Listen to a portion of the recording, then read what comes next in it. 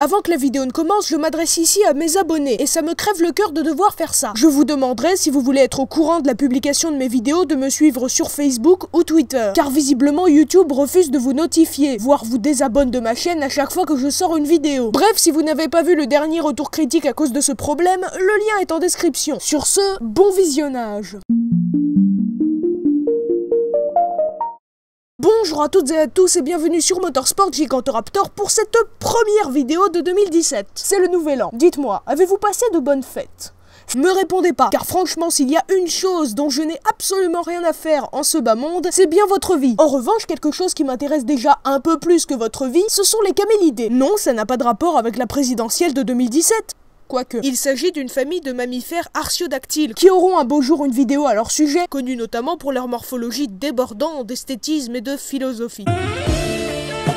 Mais si je vous parle de ces merveilleux animaux aujourd'hui, c'est à cause d'une confusion très courante entre deux espèces de camélidés, le chameau de Bactriane et le dromadaire. Contrairement à cette vilaine histoire de pingouins et de manchots, cette idée reçue de dromadaire et de chameau est très souvent réfutée et donc est beaucoup moins présente dans les médias. Ensuite, il y a beaucoup plus d'écart entre un pingouin et un manchot qu'entre un dromadaire et un chameau, pour la simple et bonne raison que le dromadaire et le chameau appartiennent au même genre.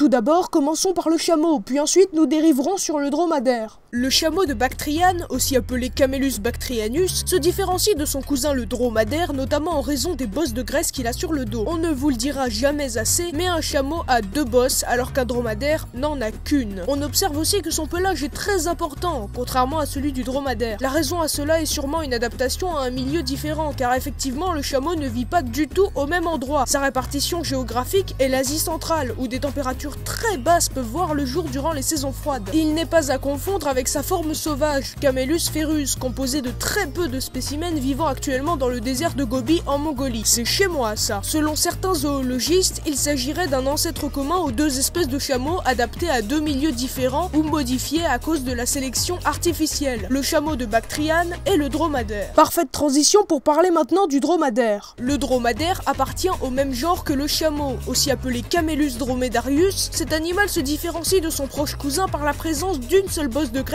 ainsi qu'un pelage plus léger. Contrairement au chameau, sa répartition géographique est bien plus large. On le trouve en Afrique du Nord ainsi qu'en Asie, même si ce dernier est originaire d'Arabie. Il est aussi possible de le trouver à cause de son importation par l'homme en Australie et en France. Voilà à peu près toutes les différences entre le chameau et le dromadaire. Vous voyez que ça ne se résume pas uniquement à une histoire de bosse, non? Bref, j'espère que cette vidéo vous aura permis d'en savoir un peu plus sur ces animaux fascinants. Et je vous promets que un beau jour je referai une vidéo sur eux, ou peut-être sur leurs cousins américains, qui sait. Sur ce, merci d'avoir regardé, j'espère que ce travail vous aura intéressé. N'hésitez pas à partager la vidéo si vous l'avez appréciée, et à faire des suggestions dans les commentaires. Aussi, je tiens à vous signaler que le débunkage que j'ai fait en collaboration avec l'ami Aldreius est disponible juste ici. Il a pris un peu de temps, je sais, mais je vous jure que ce n'est pas du temps perdu. Sur ce, à bientôt sur Motorsport Gigantoraptor.